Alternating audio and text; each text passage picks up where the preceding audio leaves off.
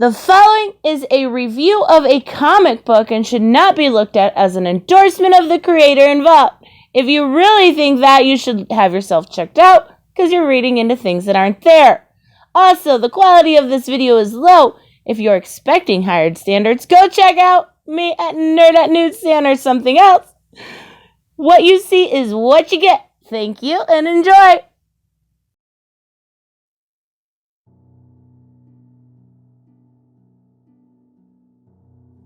Hey guys, welcome back to my March of Deathstroke as we go over the next arc in Tony Daniels' run, and where we go over the God Killer arc.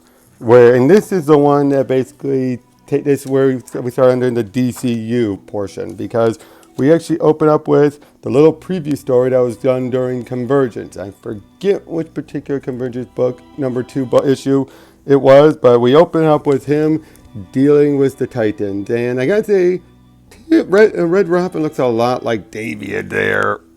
It's really weird, but yeah, basically it's just him, fighting them and everything, and it turns out to be a simulation, and it actually had to be where Beast Boy gets to jump on him, but again, he's just trying to get himself, adjusted to the young body still. Then eventually he gets a weird voice as Hephaestus from Olympus gives him a blade, a powerful sword meant to slay gods with, as we now enter this arc. As he's now realized he's been tasked to kill a god. And he's told he must master the sword to do it. Why him?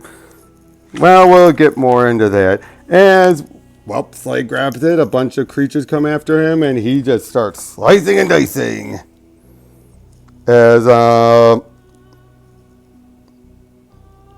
Basically, it's even told that not many can handle it. And it basically says you're progressing a little too predictable with your action.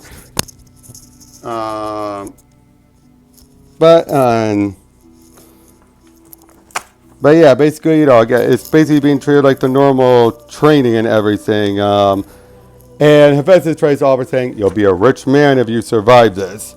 We then get actually a nice scene with him and Rose where he gives her a letter to give to Jericho. By now she's accepted it is him.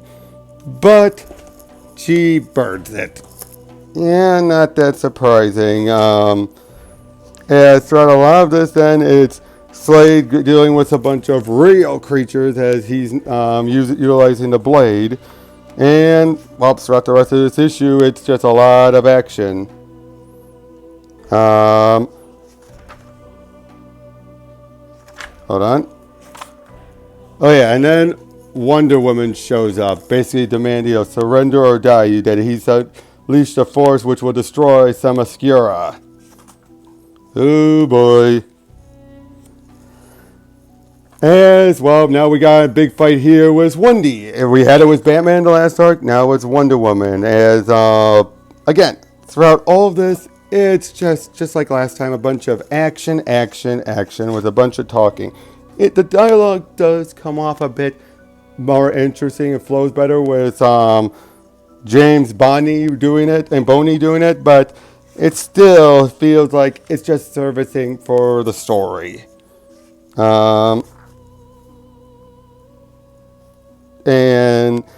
Basically, even though it's weird because she's so close to Hephaestus and yet she obviously doesn't know what's going on at all. But yeah, they're dealing with this guy named Hephaestus is who they're trying to deal with. And Deathstroke has inadvertently freed him. Hold on. Oh geez, there's the point where this one Amazon shows up, and everything, and Wonder Woman's about ready to punch her, and basically we just skip on ahead as now Slade's all bound up by the lasso and everything. So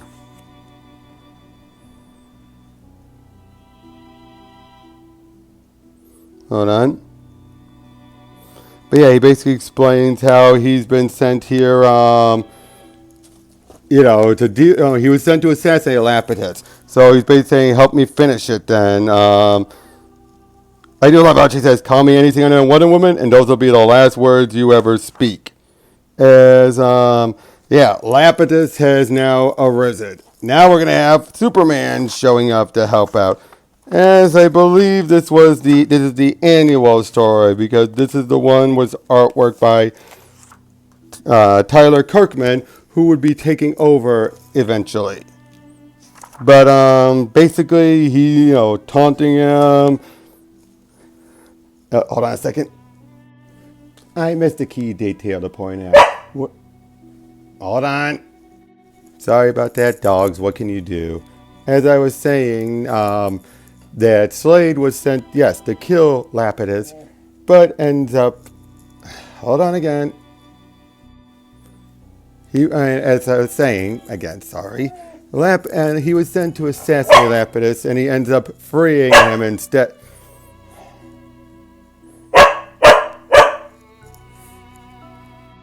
I hope that's the end of it. But as I was saying, and Lapidus ended up, and the sword was telling him instead to free Lapidus, which is what he ended up doing, which is why Wonder Woman was pissed. Can't believe I missed that little detail. But as I was saying, we're now dealing with Wendy and Slade are still fighting off a bunch of Lapidus's forces until then they eventually have to escape into these portals, which ends up taking them to their worst nightmares or worst great rewards. In the case of with Slade, it's showing his sorry. Come here, girl. Come here. Ruby. Dogs. Anyway, showing him with his family basically, as now it looks like he has a chance for happiness. Meanwhile, Wendy is shown the world going to hell and Superman is blaming her. He's basically and Slade's then trying to defend his happiness, which is what that's all about, until eventually Lapidus taunts him and basically he then decides to make his decision. He knows that his kids are always going to hate him, so why keep on lying to himself? So he takes him and goes off a cliff. Meanwhile, Wendy is still being taunted by Superman until she goes in for a strike. And basically, everyone is getting taunted. Wendy by her own mother, who is dead at this point, and Slade by Rose and Jericho. There's a bit of a fight going on, but they're able to get away, jump through the portal, and head back to try and deal with saving the Amazons. As we then go back into the regular issues, again, whole lot of action, just swinging the weapons, fighting them off. That's all this really is, just showcasing our so on that. By now, it's not Tony Daniel, it's in this case, Eduardo Panicchia again. Superman has shown up, and because he doesn't know what's going on, it leads to a bit of a fight going on between the two of them. As I should point out, the God Killer could also become other tools and weapons. But yeah, they duke out a bit more. Wendy stops the fight. And now we lead into the final issue. What do you expect? More fighting, more action. As Tyler Kirkham has taken on fully with this issue. Lapidus is ready to take over the world. The whole island is dying. Superman flies in to fight him, and then Slade jumps in, and the two ended up fighting. Now, it was basically made clear that the God Killer is destined to, is made to kill gods, and wouldn't you know it, Slade's able to swing and strike right at Lapidus' staff, destroying it, and then stabbing him right through him. As Lapidus gone, all of the gods then start to fix things, put things right. It was also pointed out that Apollo had set up a doomsday machine. Well, in a matter of speaking, Apollo was selfish and manipulative. If he were to cease to exist, he wanted the same fate for his family. but he couldn't anticipate the mission would be carried out by a perfect killer. Basically, in other words, a lot of this was all Apollo's setting up because he died in Wonder Woman stuff. That's what this all was meant for. But it was also pointed out how a blood sacrifice is necessary. So eventually, yeah, it's made clear what to do. Do we sacrifice his kids or anything? Which one would suffice? But rather than that, he rips out his eye and says, "Here, will this do? Take it or leave it." And that's where it ends. Going forward then, for the rest of the ride, he's back to having the eye patch. But this, I gotta say, the storytelling was a bit more interesting. Tying it into Wonder Woman stuff was nice. Artwork was still good, but there's still not that much substance throughout all this. I hate to say. Again, James Bonny's writing makes it feel a lot better going forward, but it just still feels like stretched out way beyond what is needed. The annual wasn't needed at all. And it's just like, what is even the point? Again, it's some pretty cool stuff, and the God Killer would be utilized later on in the Wonder Woman title. But for most of this, it's just like, what? Why? But again, it's mindless fun. But going forward, we have tomorrow's going to be a short one. It'll be 3 issues, and then it's going to go into the final arc.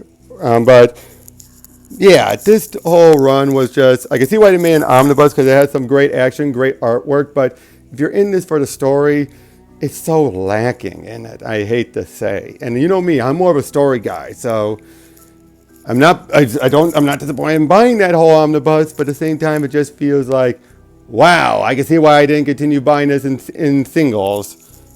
But yeah, till then, I'll catch you guys later.